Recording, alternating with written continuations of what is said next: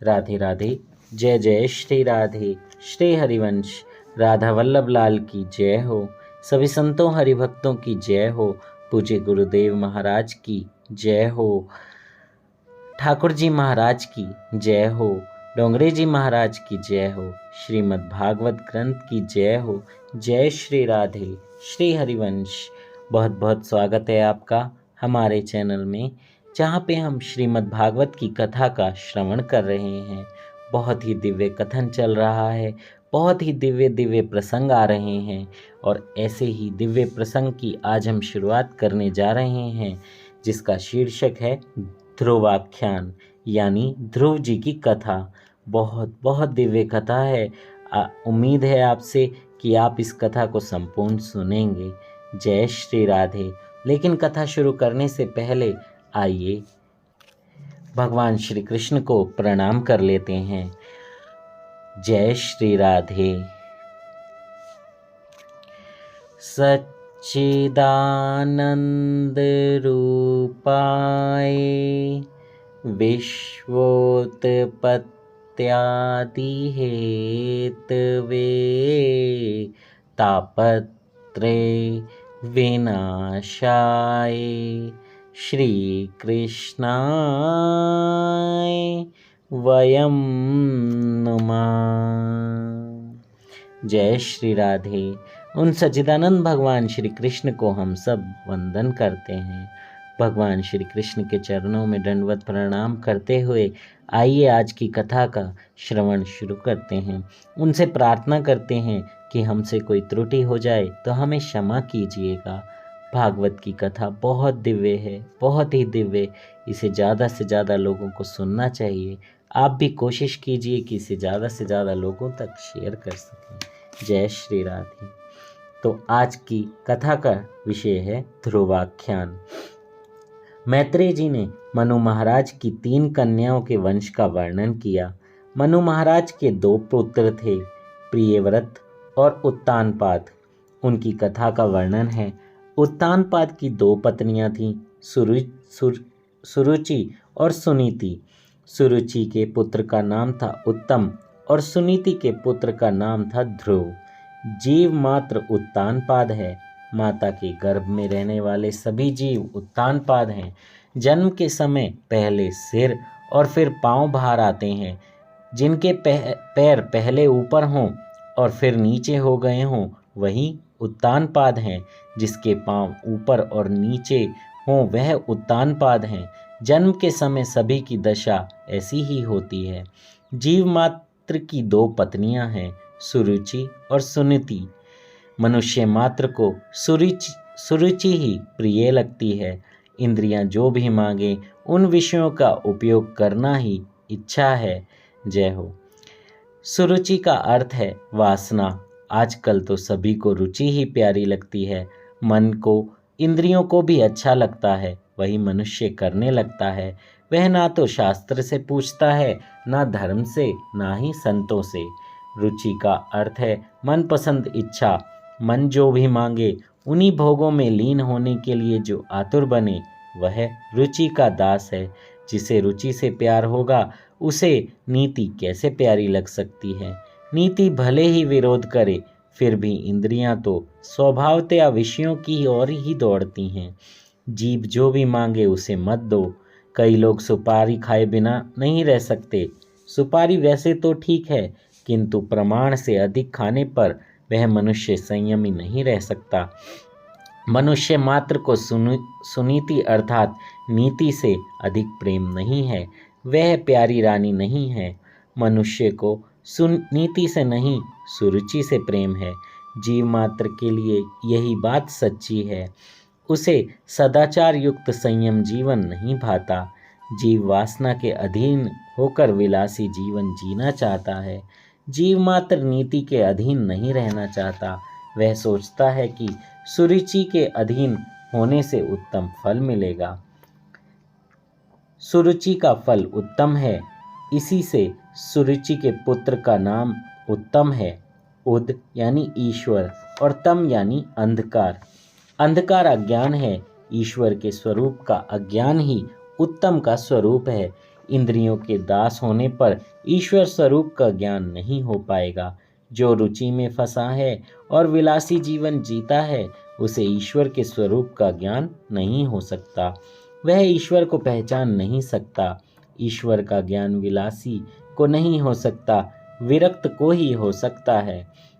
गीता जी से पूछो कि कैसे व्यक्ति को ईश्वर का ज्ञान हो सकता है। जिसमें सात्विक गुण की बुद्धि होती है, उसी को ज्ञान प्राप्त होता है। सात्विक गुण की बुद्धि संयमपूर्ण सदाचारी जीवन जीने से होती है। केवल शब्द ज्ञान नहीं है, उत्तम विषय क्षणिक सुख देता है, और वह उत्तम सुख क्षणिक विषयानंद है। इंद्रियों और विषयों के संयोग से जो क्षणिक सुख मिलता है, वह सुख नहीं, सुख का केवल आभास ही होता है। खुजली को खुजलाने से सुख नहीं, सुख का आभास ही हो पाता है। मनुष्य की हर एक इंद्री को विषय भोग की आकांक्षा होती है। सियानापन वैसे आता तो है, किंतु वह स्थायी नहीं रह पाता। इंद्रियों और विषयों के संयोग से क्षणिक सुख मिल पाता है। भोजन सरस होगा तो ज़रूरत से ज़्यादा भी खा लिया जाएगा, जिससे अजीर्ण होगा। फिर ऊपर से अन्न पाचन के लिए गोलियां लेनी पड़ेंगी। ऐसे समय में रुचि और खाने को कहती है, किंतु नीति मना करती है। स्वामी शंकराचार्य इसलिए तो आज्ञा देते हैं कि स्वादिष्ट अन्न की याचना मत करो। देववशात जो भी प्राप्त हो, उसी से संतुष्ट हो जाओ। स्वादिष्ट भोजन करने वाला भजन नहीं कर पाएगा। नीति का फल आरंभ में कष्टदायी होते हुए भी अंत में सुखदायी है, जबकि विषयानंद का आरंभ में परिणाम सुखदायी होने पर भी उसका परिणाम दुखदायी होता है। जय हो। कितनी अच्छी लाइन है। नीति का फल आरंभ में कष्टदायी होते हुए भी अंत में सुखदायी है। क्योंकि क्या होता है, अब खाने का ही एग्जाम्पल अगर ले लें तो जीभ तो चाहती है कि सब कुछ खाने को मिल जाए, सब कुछ खा लें, जो अच्छा लगे, जो दिखे, लेकिन उससे क्या होगा, पेट खराब हो जाएगा। नीति आपको इस विषय में मना करेगी। आपका एक मन हमेशा यही कहता रहेगा, नहीं हम ज़्यादा खा रहे हैं, नहीं पेट खराब हो जाएगा। ये नहीं आपके मन के एक तरफ चलता ही रहता है, कभी भी दूर नहीं होता। वो नीति ही है। और देखिए, उसका प्रारंभ में कष्टदायी यही होगा कि आप बस उस चीज़ का स्वाद नहीं ले पाएंगे, और लेकिन अंत में सुखदायी कैसा होगा, क्योंकि आपका शरीर जो है वो एकदम स्वस्थ रहेगा, आप अच्छे रहेंगे, ज़्यादा लंबे समय तक भजन कीर्तन में आनंद आएगा। लेकिन अगर आप ज़्यादा खा लेंगे, अपने पेट के अकॉर्डिंग, उसके अनुरूप उससे ज़्यादा खा लेंगे, तो फिर पेट खराब रहेगा, और फिर बस अंदर बाहर घूमते ही रह जाएंगे, और उसे हजम करते ही रह जाएंगे, और पाचन शक्ति भी कमज़ोर होगी। फिर दवाइयाँ लेनी पड़ेंगी और बिस्तर पर ही रह जाएंगे। इसी चीज़ को आप समझते हुए नीति के अनुसार चलिए। कम खाइए, गम खाइए, लेकिन अपने पेट का ध्यान रखिए। ये सिर्फ एक छोटा सा एग्जाम्पल खाने के लिए है, लेकिन अगर आप हर जगह देखें, हर चीज़ में देखें, तो यही हमको फॉलो करना है। इसी के अनुरूप हमें अपना जीवन बिताना है। जय श्री राधे। जिसका जीवन शुद्ध है, पवित्र है, उसी को भजन आनंद मिलता है, और वही आनंद टिकाऊ होता है। जय हो। नीति के अधीन रहकर जो पवित्र जीवन जीता है, उसी को ईश्वर का ज्ञान मिलता है। सुनीति से ध्रुव मिलता है। सुनीति का फल ध्रुव है, और सुनीति का पुत्र भी ध्रुव है।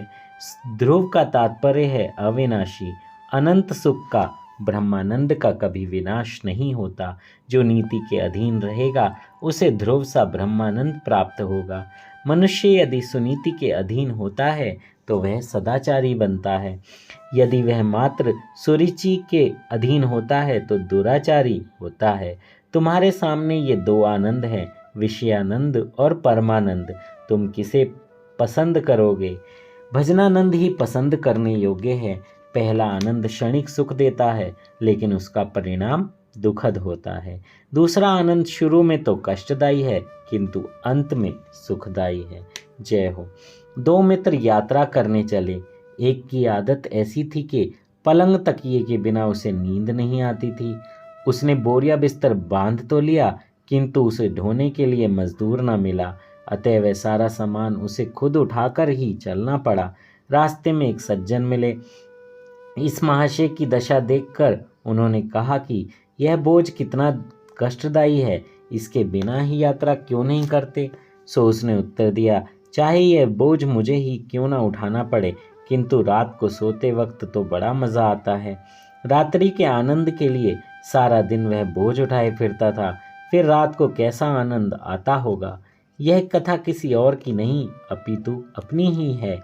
जीवात्मा यात्रा करने निकला है। क्षणिक सुख के लिए मनुष्य सारा दिन गधे की भांति मेहनत करता है, सारा दिन दुख का पर्वत सिर पर लेकर चलता है, और क्षणिक सुख के लिए कितनी चिंता और कितना कष्ट उठाता है वह। विशेष सुख युक्त सुख क्षणिक ही नहीं तुच्छ भी है। ध्रुव अविनाशी ब्रह्मानंद का भजनानंद स्वरूप है। जीव जब ब्रह्मानंद की ओर जाता है तो सुरुचि विघ्न उपस्थित करती रहती है। जीव और ब्रह्म का मिलन सुरुचि नहीं होने देती। जो मनुष्य सुरुचि के अधीन है, समझो वह कामाधीन भी है। उत्तानपाद राजा की 2 रानियां और 2 पुत्र थे। राजा को सुनीति नहीं सुरुचि ही प्यारी थी। हम सभी को भी यही बात है। हमें नीति से प्रेम नहीं है, किंतु इंद्रियों और वासना को बहकाने वाली सुरुचि से ही प्रेम है। एक बार उत्तानपाद सिंहासन पर बैठे हुए थे। सुरुचि भी वहीं बैठी हुई थी। उत्तम राजा की गोद में खेल रहा था। ध्रुव जी ने यह देखा तो उन्होंने सोचा कि मैं भी पिताजी के पास जाऊं, मुझे भी वे गोद में उठा लेंगे। उसने दौड़ते हुए आकर पिता से अपनी गोद में बिठाने के लिए कहा। बालक बाल कृष्ण का ही स्वरूप है, उसका कभी अपमान मत करो। बड़े बड़े महात्मा भी बच्चों से खेलते थे।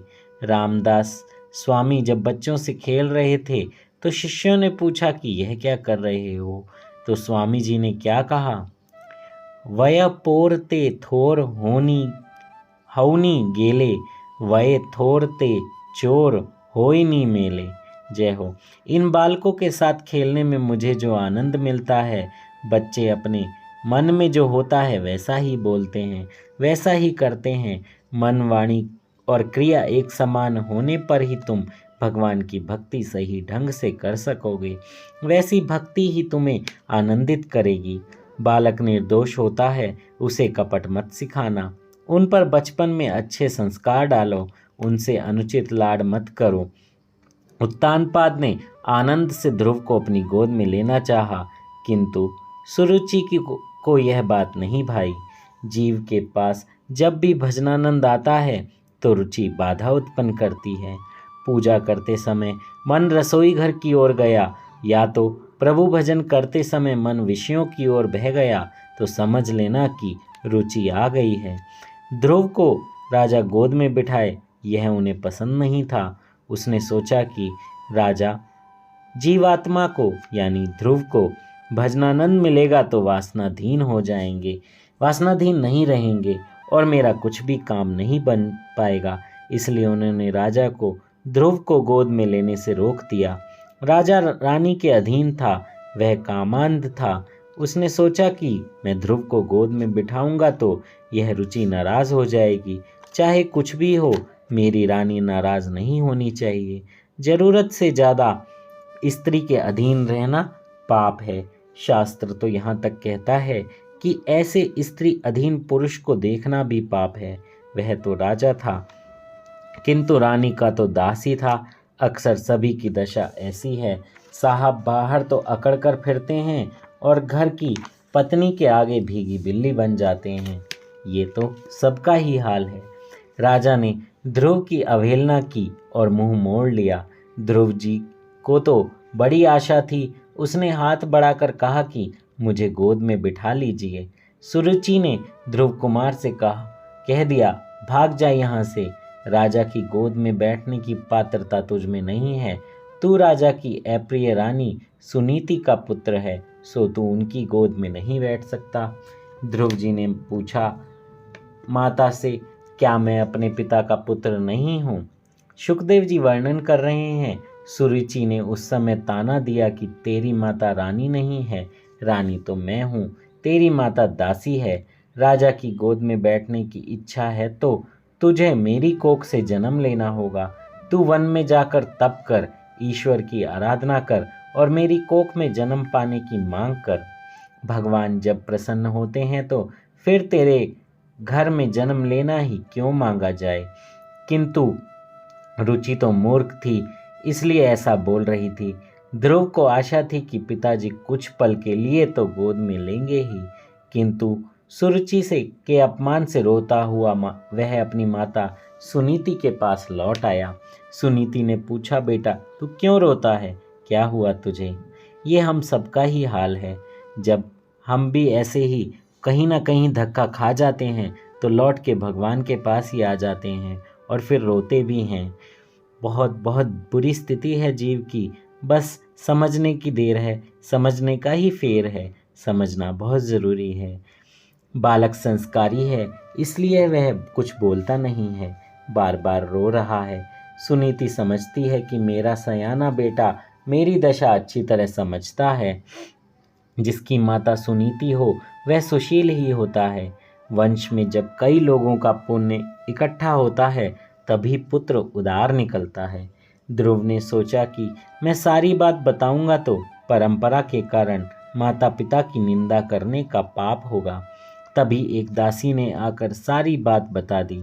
सारी बात सुनकर सुनीति के मन में विचार आया कि मैंने तो सुरुचि का कुछ नहीं बिगाड़ा। मेरे मुंह से मेरी सौत के लिए यदि कुछ कटु वचन निकल पड़ेंगे तो ध्रुव के मन में हमेशा के लिए वैर भाव के संस्कार जम जाएंगे और भविष्य में अनर्थ होगा। इस प्रसंग से सुनीति को दुख हुआ, किंतु वह अपने बालक को अच्छे संस्कार देना चाहती थी। वह चाहती थी अपने बालक को राज्य और संपत्ति चाहे ना मिल पाए, किंतु संस्कार तो अच्छे मिलने चाहिए। जय हो। ऐसे आजकल के माता पिता बिल्कुल नहीं सोचते। ऐसा सोचें तो उनके बच्चों का कल्याण हो, लेकिन अगर आजकल ऐसा हो जाए तो इतनी देर में तो लड़ाई मराई कटाई और पता नहीं क्या क्या गोलियां तक चल जाती हैं।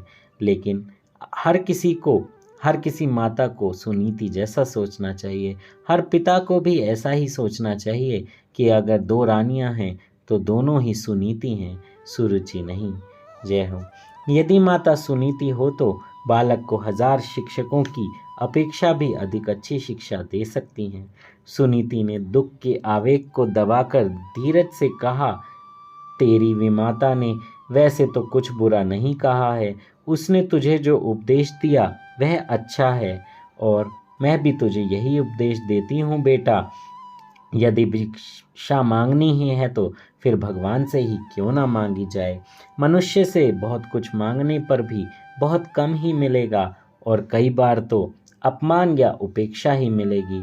अतः ठाकुर जी से ही मांगो। जय हो। जय श्री राधे।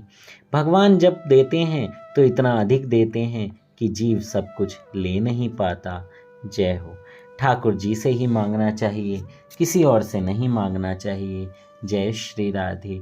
श्री हरिवंश। इससे आगे की कथा हम कल श्रवण करेंगे। श्री राधे। श्री हरिवंश। बहुत ही दिव्य कथा है ये। इसे ज़्यादा से ज़्यादा लोगों तक शेयर कीजिए, पहुंचाइए और भागवत की कथा का जो कथन है, इस व्याख्यान है और जो इसकी परिभाषा है उसे समझने की कोशिश कीजिए। जय श्री राधे। कथा कहने में मुझसे कोई त्रुटि हुई हो तो क्षमा कीजिएगा। ध्रुव जी की कथा बहुत दिव्य कथा है। इसका आगे का वर्णन हम कल सुनेंगे। जय श्री राधे।